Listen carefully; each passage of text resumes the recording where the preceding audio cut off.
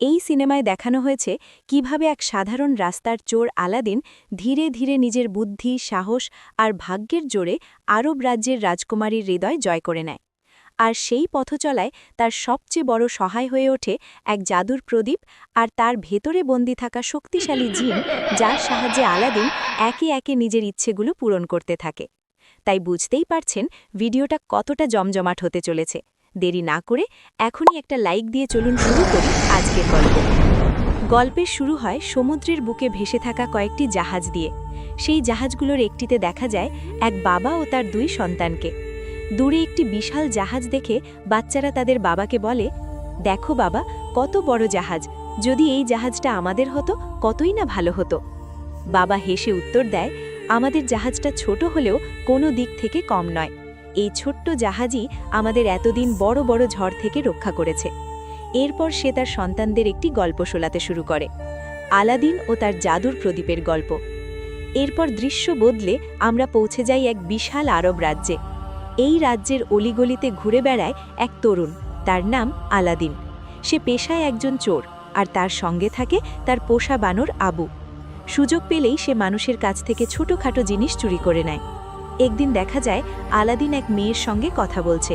ঠিক সেই সময় আবু চুপি চুপি মেয়েটির গলা থেকে একটি দামি হার চুরি করে নেয়, অথচ মেয়েটি কিছুই বুঝতে পারে না। এতেই বোঝা যায় চুরির কাজে তারা কতটা পাকা খেলোয়াড়। আলাদিন সেই হার বিক্রি করে খেজুর কিনে আনে। নিজে আর আবু কয়েকটা খেজুর খাওয়ার পর বাকি খেজুরগুলো সে আশেপাশের কয়েকজন গরিব শিশুকে দিয়ে দেয়। অর্থাৎ চোর হলেও আলাদিন মন থেকে খুবই ভালো মানুষ। এক কথায় বলা যায় একজন সৎ চোর। অন্যদিকে আমরা দেখি এক মেয়ে দোকান থেকে রুটি নিয়ে দুইটি ছোট শিশুকে খাওয়াচ্ছে, কিন্তু সমস্যা হলো তার কাছে কোনো টাকা নেই। দোকানদার তখন রাগে মেয়েটির ব্রেসলেট কেড়ে নেওয়ার চেষ্টা করে। ঠিক সেই মুহূর্তে আলাদিন সেখানে এসে মেয়েটিকে সাহায্য করে। নিজের চুরির অসাধারণ দক্ষতা ব্যবহার করে আলাদিন দোকানদারের হাত থেকে মেয়েটিকে উদ্ধার করে এবং ব্রেসলেট ফিরিয়ে দেয়। তবে কৌশলে সে আবার সেই ব্রেসলেট নিজের কাছেই রেখে দেয়। কিছু দূর যাওয়ার পর দোকানদার বুঝতে পারে যে সে ঠকেছে, আর তখনই তার লোকজন আলাদিনকে ধাওয়া করতে শুরু করে। কিন্তু আলাদিন ছিল ভীষণ চালাক। মুহূর্তের মধ্যেই সে সবাইকে বোকা বানিয়ে পালিয়ে যায় এবং মেয়েটিকে নিয়ে নিজের ঘরে চলে আসে। আলাদিনের ঘর থেকে পুরো রাজ্য খুব সুন্দরভাবে দেখা যায়, এমনকি দূরের বিশাল রাজপ্রাসাদটাও চোখে পড়ে। এখানে আলাদিন মেয়েটির নাম জানতে চাইলে সে বলে তার নাম ডালিয়া। আলাদিন নিজের সম্পর্কে জানায় যে সে তার বানর আবুর সঙ্গে এখানে থাকে, আর ছোটবেলায় তার বাবা মা মারা গেছে। মেয়েটির দামি পোশাক আর ব্রেসলেট দেখে আলাদিন আন্দাজ করে বসে যে সে নিশ্চয়ই রাজপ্রাসাদ থেকে এসেছে এবং রাজকুমারীর খাস দাসী। এই কথা শুনে মেয়েটি কিছু বলে না। হঠাৎ সে দেখে বন্দরে কিছু জাহাজ এসেছে। তখন সে তাড়াহুড়ো করে আলাদিনকে বলে যে তাকে এখনই চলে যেতে হবে। যাওয়ার আগে সে তার ব্রেসলেট ফেরত চায়, কিন্তু আলাদিন ব্রেসলেটটি খুঁজে পায় না। যেহেতু মেয়েটি জানত আলাদিন চোর, তাই সে ভুল বুঝে মনে করে আলাদিন ইচ্ছে করেই ব্রেসলেট ফেরত দিচ্ছে না।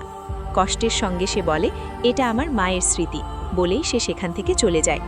আসলে এখানে আলাদিন সত্যিই নির্দোষ ছিল। ব্রেসলেটটি চুরি করেছিল তার সঙ্গী আবু। যেমনটা বলা হয় সঙ্গ দোষে লোহা ভাসে, ঠিক তেমনি চোরের সঙ্গে থাকতে থাকতে বানরও চুরি করা শিখে গেছে। এই কারণে আলাদিন পরে আবুকে অনেক বকাঝকা করে। এরপর গল্পে প্রবেশ করে এই রাজ্যের সবচেয়ে ভয়ঙ্কর মানুষ, মন্ত্রী জাফর, যে এই সিনেমার প্রধান ভিলেন। জাফরের একটাই লক্ষ্য, এই পুরো রাজ্য নিজের দখলে নেওয়া।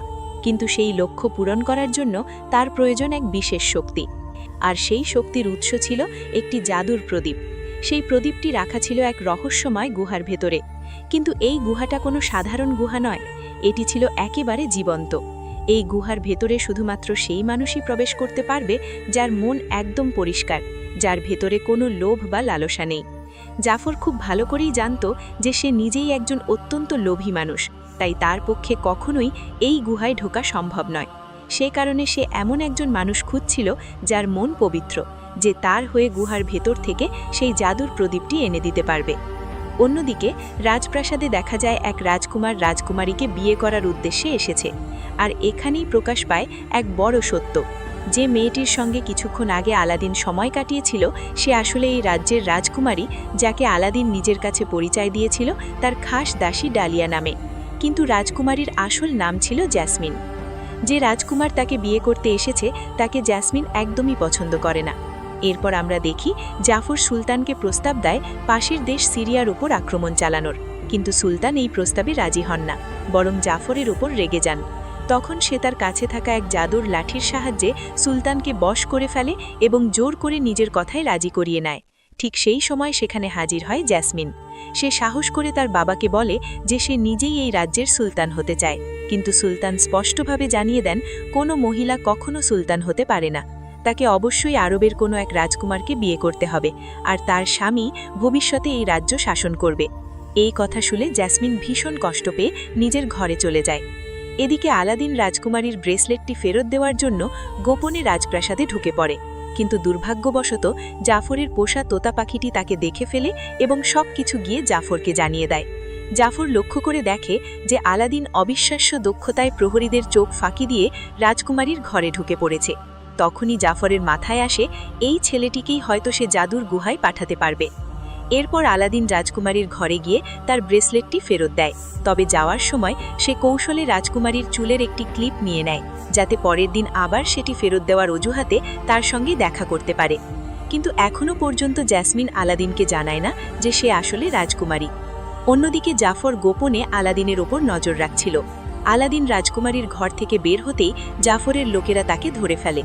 এরপর জাফর আলাদিনকে নিয়ে যায় মরুভূমির সেই জায়গায় যেখানে সেই রহস্যময় গুহাটি অবস্থিত। সেখানে জাফর আলাদিনকে জিজ্ঞাসা করে সে কেন রাজপ্রাসাদে গিয়েছিল। আলাদিন জানায় যে সে রাজকুমারীর খাস দাসী ডালিয়াকে তার ব্রেসলেট ফেরত দিতে গিয়েছিল। তখন জাফর হেসে বলে, যাকে তুমি দাসী ভাবছ সে দাসী নয়, সেই এই রাজ্যের রাজকুমারী জ্যাসমিন, আর সে তোমার সঙ্গে মিথ্যে কথা বলেছে। এরপর জাফর আলাদিনকে প্রলোভন দেখিয়ে বলে, যদি তুমি রাজকুমারীকে বিয়ে করতে চাও তাহলে তোমাকে অবশ্যই ধনী হতে হবে। সে আলাদিনকে একটি সুযোগ দেয়, একটি কাজ করে দিলে সে তাকে অঢেল ধন সম্পদ দেবে।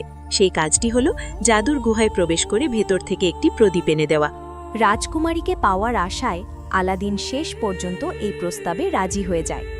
রাতে আলাদিন জাফরের সঙ্গে সেই গুহার কাছে পৌঁছে যায়। গুহায় ঢোকার আগে জাফর তাকে কঠোরভাবে সতর্ক করে দেয়, প্রদীপ ছাড়া অন্য কোনো কিছুর দিকে হাত বাড়ানো যাবে না, কারণ অন্য কিছু স্পর্শ করলেই গুহার মুখ বন্ধ হয়ে যাবে এবং ভেতরে থাকা মানুষ চিরতরে আটকে পড়বে। আসলে জাফর এর আগেও অনেক লোককে এই গুহায় পাঠিয়েছিল, কিন্তু তারা সবাই ব্যর্থ হয়েছিল, কারণ তাদের প্রত্যেকের মনেই ছিল প্রবল লোভ। কিন্তু আলাদিন যখন গুহার ভেতরে প্রবেশ করে, গুহা তাকে স্বেচ্ছায় ভেতরে ঢুকতে দেয়, কারণ আলাদিনের মন ছিল একদম পরিষ্কার। ভেতরে ঢুকে সে চারপাশে অসংখ্য স্বর্ণ, গহনা আর মূল্যবান রত্ন দেখতে পেলেও জাফরের কথা মনে রেখে কোনো কিছুই স্পর্শ করে না। কিছুটা এগিয়ে গিয়ে আলাদিন দেখে একটি জীবন্ত জাদুর কার্পেট, যা একটি বিশাল পাথরের নিচে আটকে আছে। আলাদিন সেই পাথরটি সরিয়ে কার্পেটটিকে মুক্ত করে দেয়। এতে কার্পেটটি আলাদিনের প্রতি কৃতজ্ঞ হয়ে ওঠে। এরপর আলাদিন দেখতে পায় সেই জাদুর প্রদীপটি, যা একটি উঁচু পাথরের উপর রাখা ছিল। সে ধীরে ধীরে সেই পাথরে উঠে প্রদীপের কাছে পৌঁছে যায়, কিন্তু ঠিক সেই মুহূর্তে তার পায়ে ধাক্কা লেগে একটি লাল রঙের ঝকঝকে হীরের টুকরো নিচে পড়ে যায়।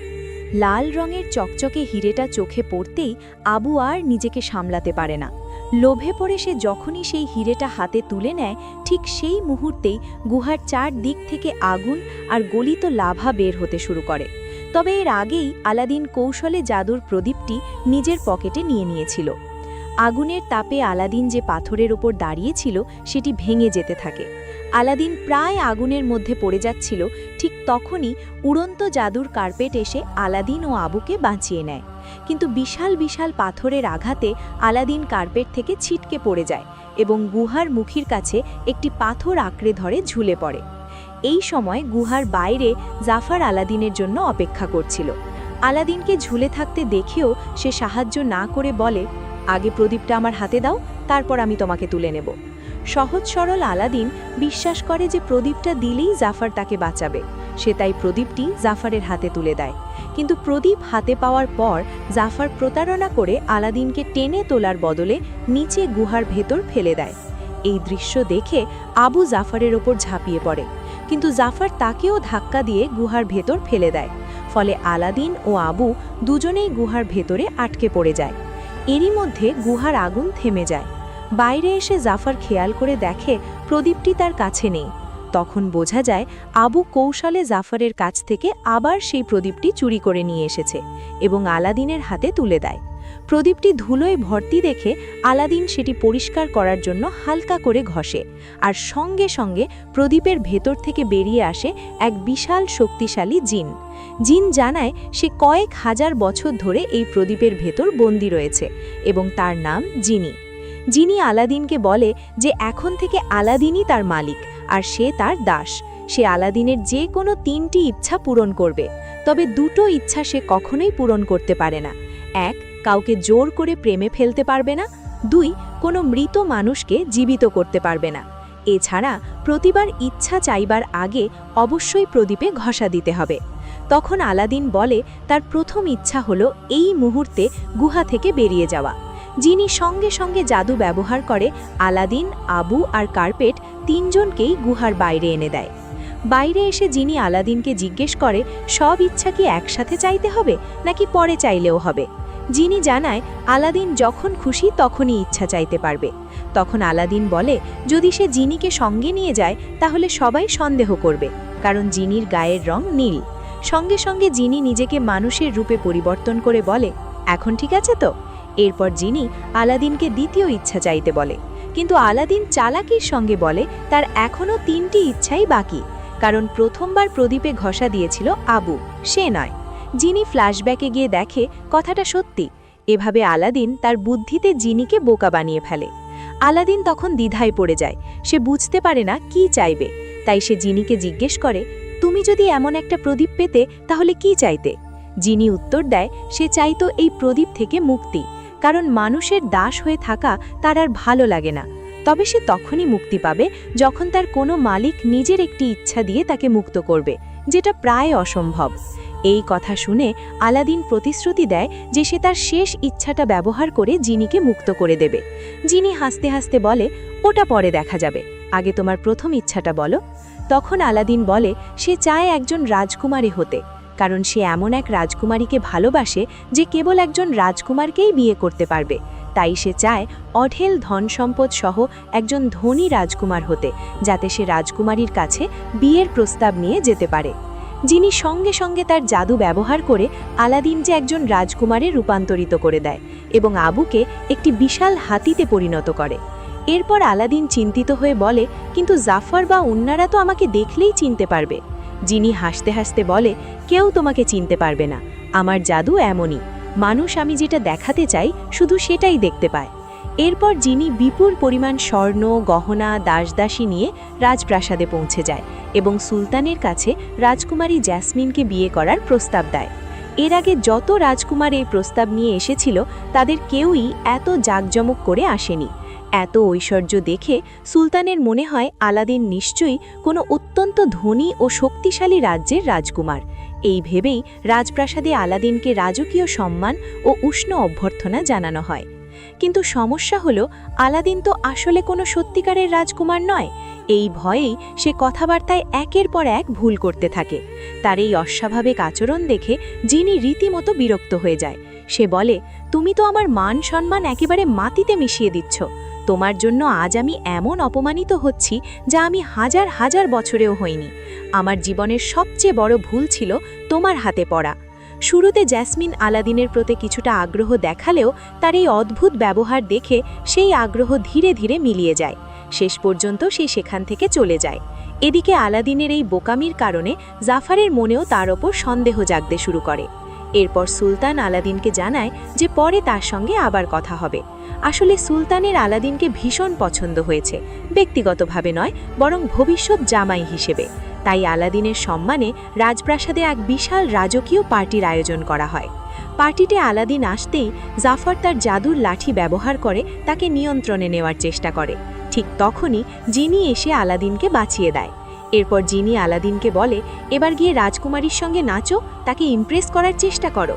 আলাদিন ভয়ে বলে আমি তো নাচই জানি না। তখন জিনি হাতের ইশারায় জাদুর মাধ্যমে আলাদিনকে নাচতে সাহায্য করে। আলাদিনের সেই অসাধারণ নাচ দেখে পুরো রাজসভা অবাক হয়ে যায়। জ্যাসমিনও কিছুটা ইমপ্রেস হলেও সেটা প্রকাশ করে না। পার্টির পর আলাদিন নিজের ঘরে ফিরে জিনিকে জিজ্ঞেস করে এখন কি করবে। রাজকুমারীকে তো কোনোভাবেই ইমপ্রেস করা যাচ্ছে না। জিনি তখন পরামর্শ দেয়, তুমি তার ঘরে গিয়ে তার সঙ্গে কিছুক্ষণ কথা বলো, হয়তো তখন সে তোমাকে বুঝতে পারবে।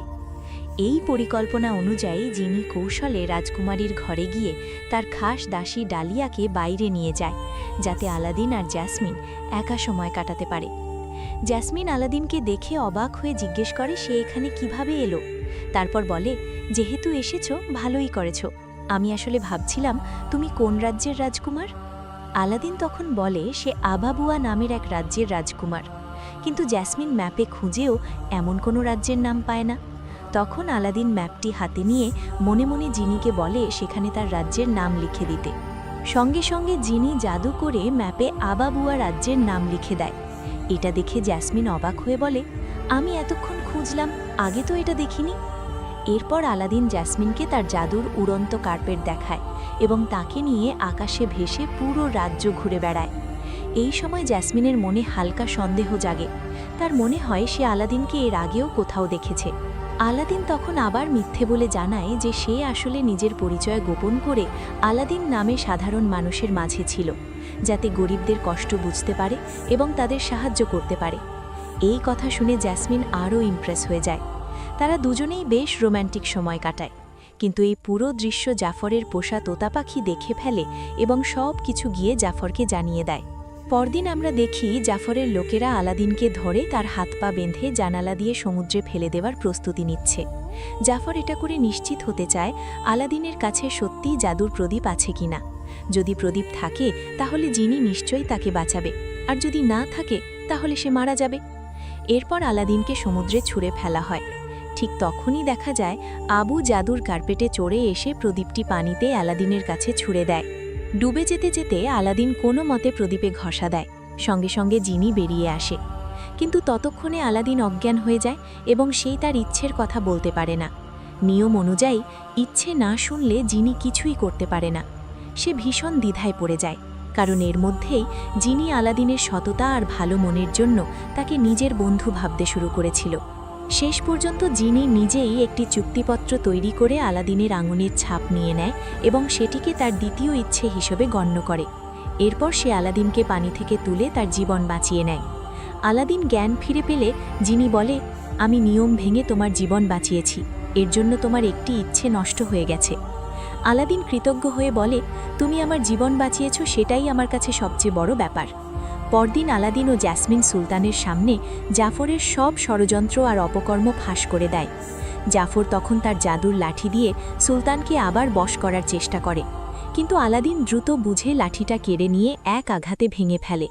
সুলতানের আদেশে জাফরকে গ্রেফতার করে কারাগারে পাঠানো হয়। জাফরের পতনে সুলতান ভীষণ খুশি হয়ে আলাদিন ও জ্যাসমিনের বিয়ে ঠিক করে দেন। আলাদিনের মনে তখন আনন্দের বন্যা বয়ে যায়, কিন্তু জিনি তাকে সতর্ক করে বলে, বিয়ের আগে জ্যাসমিনকে সব সত্যি বলে দাও, তুমি কোনো রাজকুমার নও, মিথ্যে একদিন ঠিকই ধরা পড়বে। কিন্তু আলাদিন বলে, আমি যদি সত্য বলি তাহলে আমি জ্যাসমিনকে হারাবো, তাই আমাকে এই মিথ্যেটা চালিয়ে যেতেই হবে। এই কথা শুনে জিনি ভীষণ রেগে যায়, কারণ সেই চাইছিল আলাদিন সব সময় সৎ থাকুক। রাগে আর কষ্টে জিনি আবার জাদুর প্রদীপের ভেতরে ফিরে যায়। অন্যদিকে দেখা যায় জাফরের ধূর্ত তোতা পাখিটি কৌশলে জেলের চাবি চুরি করে জাফরকে মুক্ত করে দেয়। মুক্ত হয়েই জাফর আবার তার পুরনো ষড়যন্ত্রে নেমে পড়ে। কিছুক্ষণ পর যখন আলাদিন রাস্তায় হেঁটে নিজের ঘরের দিকে ফিরছিল, ঠিক তখনই জাফর চুপিসারে তার কাছ থেকে জাদুর প্রদীপটি চুরি করে নেয়, আর আলাদিন তা বুঝতেই পারে না। কিছু দূর যাওয়ার পর হঠাৎ আলাদিন নিজের ভুল বুঝতে পারে। সে মনে মনে সিদ্ধান্ত নেয় জিনির কথাই ঠিক, বিয়ের আগে তাকে অবশ্যই জ্যাসমিনকে সব সত্যি কথা বলতে হবে। অন্যদিকে শয়তান জাফর প্রদীপ হাতে পেয়ে তার অপকর্ম শুরু করে দেয়। সে প্রদীপে ঘষা দিতেই জিনি বেরিয়ে আসে। প্রথমে জিনি ভেবেছিল আলাদিনই তাকে ডাকছে, কিন্তু সামনে তাকিয়ে দেখে এটা আলাদিন নয়, বরং জাফর। তবুও জিনির কিছু করার ছিল না, কারণ প্রদীপ যার হাতে সেই তার মালিক। জাফর তার প্রথম ইচ্ছা হিসেবে চায় এই রাজ্যের সুলতান হতে। বাধ্য হয়ে জিনি মুহূর্তের মধ্যেই তাকে সুলতান বানিয়ে দেয়। ক্ষমতা হাতে পেয়েই জাফর সেনাপতিকে আদেশ দেয় যেন জ্যাসমিন ও তার বাবাকে গ্রেফতার করে জেলে পাঠানো হয়। সুলতানের আদেশ বলে কথা, সেনাপতির কোনো উপায় ছিল না। তবে জ্যাসমিন বুদ্ধি করে সেনাপতিকে বোঝাতে সক্ষম হয় যে জাফর আসল সুলতান নয়, বরং তার বাবাই প্রকৃত শাসক। সে বলে, আপনি কি এমন একজন স্বার্থপর ও নিষ্ঠুর মানুষের পক্ষ নেবেন যে শুধু নিজের কথাই ভাবে? এই কথা শুনে সেনাপতি নিজের ভুল বুঝতে পারে এবং উল্টো জাফরকে গ্রেফতার করার নির্দেশ দেয়। কিন্তু জাফর এখানেই থেমে থাকার লোক নয়। সে আবার প্রদীপে ঘষা দেয় এবং তার দ্বিতীয় ইচ্ছা চায়।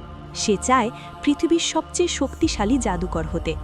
যিনি বাধ্য হয়ে তার সেই ইচ্ছাও পূরণ করে দেয়। মুহূর্তের মধ্যেই জাফর হয়ে ওঠে পৃথিবীর সবচেয়ে ভয়ঙ্কর জাদুকর। তার জাদুর লাঠির এক আঘাতেই সে সেনাপতিকে বাতাসে উড়িয়ে দেয়। এই সময় আলাদিন ঘটনাস্থলে পৌঁছে যায়। পরিস্থিতি দেখে সে বুঝে ফেলে জাফরই তার প্রদীপ চুরি করেছে এবং সেই শক্তি ব্যবহার করে সবাইকে অত্যাচার করছে। আলাদিন লুকিয়ে প্রদীপটি চুরি করার চেষ্টা করতেই জাফর তাকে ধরে ফেলে এবং জ্যাসমিনের সামনে আলাদিনের আসল পরিচয় ফাঁস করে দেয়। সে বলে আলাদিন কোনো রাজকুমার নয়, সে একজন রাস্তার চোর। এরপর জাফর জাদুর মাধ্যমে আলাদিনকে বরফে ঢাকা এক দূর দেশের মধ্যে পাঠিয়ে দেয়। তবে যিনি গোপনে উড়ন্ত জাদুর কার্পেটটিকে আলাদিনের সঙ্গে পাঠিয়ে দেয়।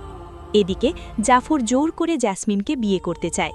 জ্যাসমিন রাজি না হলে সে হুমকি দেয় তার খাস দাসী ডালিয়া আর তার বাবাকে মেরে ফেলবে। প্রিয়জনদের জীবন বাঁচানোর জন্য বাধ্য হয়েই জ্যাসমিন এই বিয়েতে সম্মতি দেয়।